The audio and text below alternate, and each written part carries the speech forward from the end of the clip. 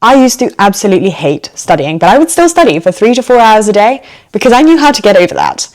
And right now I'm going to tell you the tips that I used to help me study even when it was the absolute last thing that I wanted to do. Tip number 1, romanticize studying.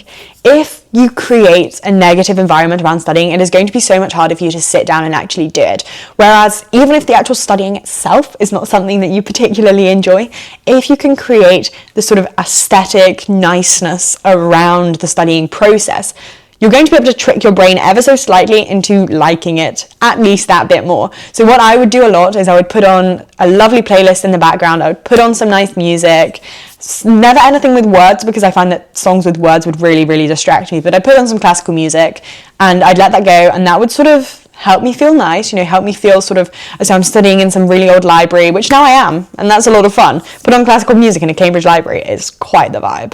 But you can also think about changing up your studying locations, go to a cafe, go to a library, go somewhere where you feel as though it's somewhere you should be studying. Sometimes having a little bit of external motivation, that bit of peer pressure that you get from being in a library, can be all that you need to sort of keep you studying, even if you're internally feeling a bit like, oh, I don't really want to study. And also having cute stationery. I think if you're going for aesthetics, don't try and make your notes aesthetic. You're going to waste your time. Don't try and make your mind maps blurting sheets really aesthetic. Again, wasting your time. This is, it's not art. Unless you're revising for art as well, in which case, go for it. But for the vast majority of us, we're not. Instead, if you want to bring that aesthetics, bring it through your stationery, or bring it through the way that you've organized your planner. Something like that, so that you're still able to study in a way that's not just, aesthetics for the sake of it, but you're able to bring that aesthetic into the studying process in a way that is a bit more sustainable. Tip 2 is to gamify. And a lot of people talk about gamifying studying, but they don't really explain what that means. And essentially it is anything that makes studying feel like a bit of a game. Sounds simple? Yes, it is. Pretend you're some sort of Tamagotchi, and I don't know, you get 5 points for completing a past paper question. You get 10 points for writing an essay, 20 points for doing a past paper, and you need to hit 100 points to take a break. Something like that. If you build in these game-based mechanisms, you might feel a little bit stupid doing it, but you're still going to get that weird little hit of dopamine when you are able to get your points, as it were. Or even using the Pomodoro technique can be a form of gamification because you're splitting the timings up. I'm not the largest fan of the Pomodoro technique simply because I personally prefer to do time-based study rather than task-based studying.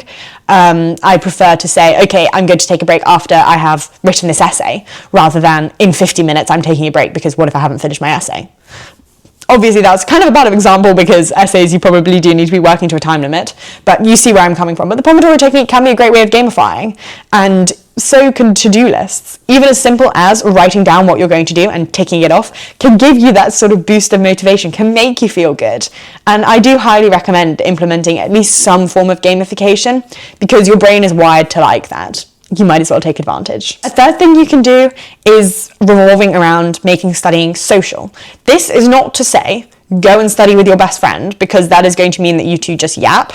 It's not going to work. How you can get around that is if you use something called a yap sheet. So essentially, you both say that you're going to study for the next hour, and when something that you want to talk about pops into your head, you write it down on a sheet of paper, and that is going to be your yap sheet. So when you take a break, you have conversations to talk about.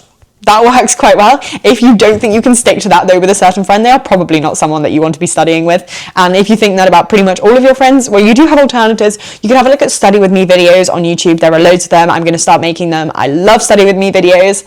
Or you could have a look at joining these sort of silent Zoom study sessions, which also implements a bit of that peer pressure in the background. Other people are studying on this Zoom call, you've got to be studying, because they could look up and they could see you on your phone, and that's slightly embarrassing, so you've got to really keep focused. Tip number 4, trick your brain into thinking that you're actually not going to study for that long.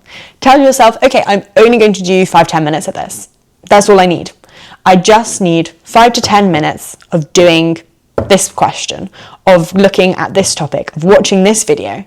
By the time that 5 to 10 minutes is up, 90% of the time, you're just going to want to continue because you've got that motivation. You've got a bit of momentum that's built up, and you're just going to think, well, I might as well finish. Even if you're not enjoying it, you're sort of halfway there, and you've sort of got that incentive to just keep going. Some days, you're going to get to 10 minutes, and you're going to think, this is miserable, I'm not remembering anything, this is not working. Stop. absolutely do stop, but just don't be tricking yourself into thinking that that's the case every single day, because it is not. Someday you are going to have to sit down and really work through, and don't make that the day before the exam. Tip 5, and this is the one that I probably do personally use the most, is to pair studying with something that you genuinely love or genuinely enjoy. And for me, what this looks like a lot of the time is to pair studying with self-care. So for example, I'll be sat at my desk in my university accommodation and I'll be thinking, okay, Erin, you've actually got to do this supervision work that you've been putting off for the last week, and your supervision is in 2 days. Please do this work. And I will think to myself, okay, I need to do it, but I want something nice at the same time.